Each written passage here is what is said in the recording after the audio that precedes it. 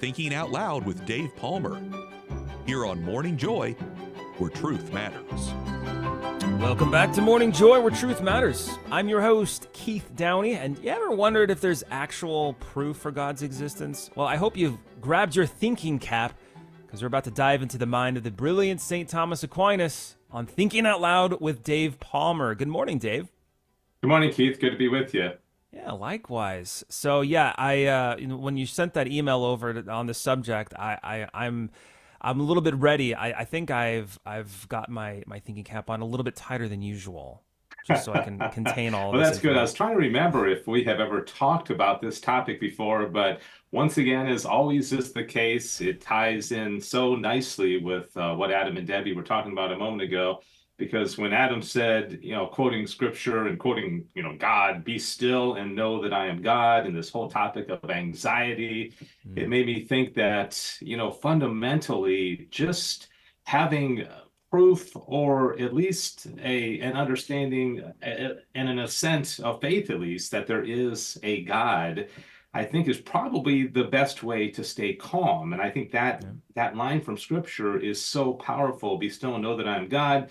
But I think, you have to, first of all, believe that there is a God, which unfortunately a large portion of our culture doesn't believe in. So I wanted this morning to talk about three approaches to the belief in God, okay? Because there's a whole variety of people that listen to Catholic radio, and there are undoubtedly some people listening to us this morning that either are questioning the existence of God, or maybe they've come to some kind of conclusion that there is not a God. So if you're all right with it, I'll go right into it. And one way to believe in God is strictly an assent of faith, okay? It's just... and I think some people have this simplicity of faith. And of course, faith is one of the theological virtues, which is infused and we don't earn it or work for it. And a lot of people are just, I believe, I know there's a God, and I don't question it. I don't need proof. I don't have to go around the world looking for God. I just know that there is. Okay, so this would be strictly an assent of faith. And nothing really wrong with that. St. Thomas Aquinas liked to go more deep into it than that. And also there was a philosopher named Soren Kierkegaard. He wasn't Catholic, he was Protestant, and he's the one who invented the term leap of faith. And he was one who didn't think that our belief in God or our relationship with God should have a lot to do with reason. He thought the more reason you had to infuse into it, the less noble the relationship with God is. Okay, so that's the first approach. Any thoughts on that before I move into number two? No, I mean, I was just trying to think, because I'm a cradle Catholic. I feel like I've been somewhat faithful throughout my entire life, and so I was just trying to think what would it take to have that faith. And I don't know if it's something that you just do over and over until you get to that point where you're like, now I have faith that there is a God. I don't know. Yeah, I think a lot of that may have to do with somebody you trust told you, maybe when you were a child, so your parents or your pastor just said there's a God, and somehow it just lodged in you and you believed it, you never doubted it, and God bless you if that's the case, and then you live your entire life knowing that there's a God and growing deeper in the relationship and through the sacraments and his grace and that kind of thing. But I think that's pretty common. And like I said, if that's the kind of faith you have, awesome.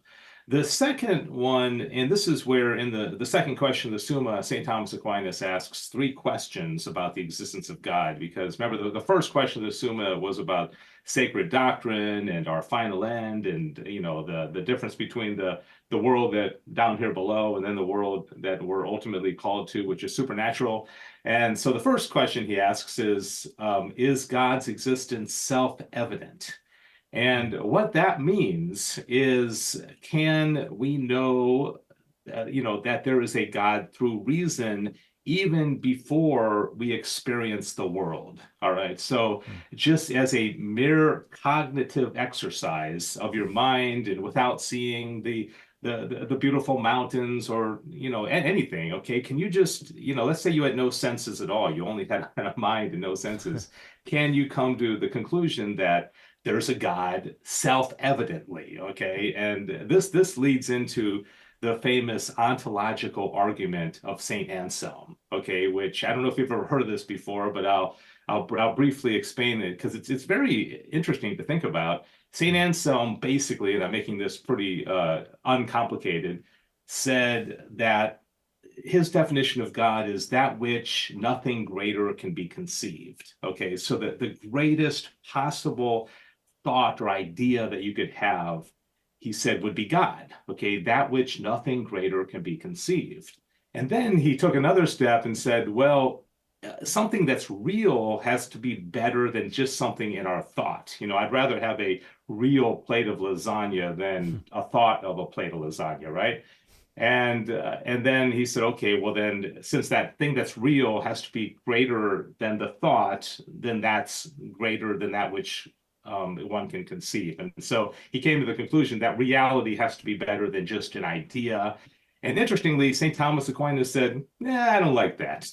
He didn't buy that one. He wasn't a big fan of the ontological argument. But if somebody wanted to say, you know what, I don't want to have to go about looking at the world and trying to figure out that there's a God, I just want to use my mind, then they would like the self-evident proof. But Aquinas was not a fan. So that's number two of the three ways that you can come to know that there's a God. And the third one is through demonstration. All right. Now, this is the one that Aquinas likes a lot.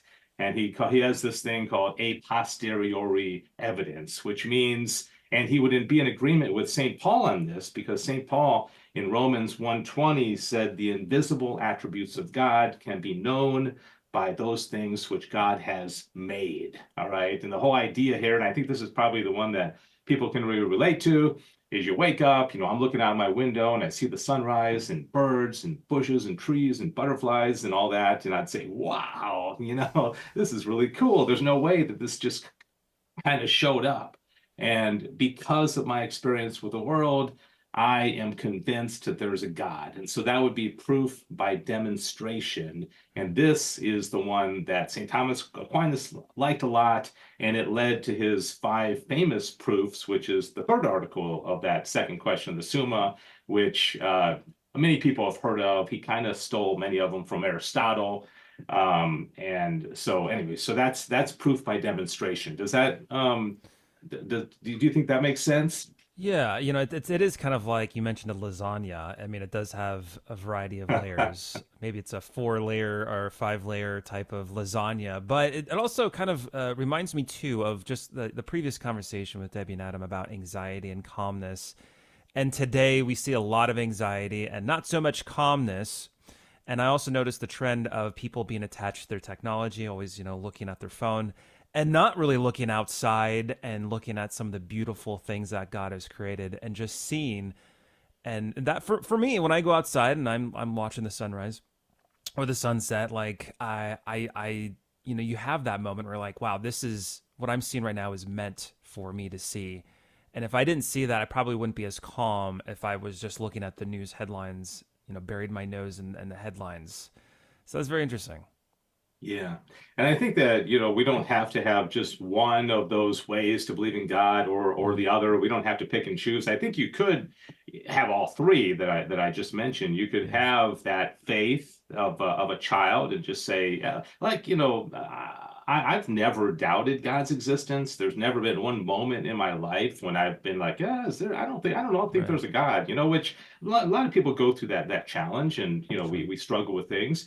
But I also think cognitively it makes sense. I think I can kind of see Anselm's argument, the ontological argument. And then also with that kind of foundation, I look out at the world and I'm like, okay, there's another proof. Okay, that's like the final stamp, that I just, then you can marvel at God. And so this all leads to Thomas's famous 5 proofs. And I highly recommend that, people, commit these to memory when you're debating with somebody that doesn't believe, and just the unmoved mover, the uncaused caused. God is perfectly necessary, he's the highest degree of perfection, and then he's the governor of the world, or sometimes people call it intelligent design. Okay, so those are the 5 proofs. And again, I think if you can kind of build that foundation, and you know that there's a God in a lot of different ways, through faith, through your reason, and then also through demonstration, you can go about. And I would say that's probably one of the best ways to remain calm. And then buoyed also by these great verses like Adam and Debbie were talking about, be still and know that I am God. That, to me, is the formula for peace and a lack of anxiety. So I don't know. Hopefully that'll help a little bit this morning. Absolutely. And for those that are wanting to dive more into some of these resources, especially those 3 articles, where would be the best place to find them? Well, you can find the entire Summa online. I would challenge people, go and read that one article on Does God Exist? Because I think that explanation that he uses is not too terribly deep. Somebody had to begin the movement of the world and the cause of the world. And so I would start that. It'd probably take you 5 or 10 minutes to just read that one article. And then if that piques your interest, and you can find it free online, the Summa is free online. I wouldn't just go running off to the store and buying the Summa quite yet.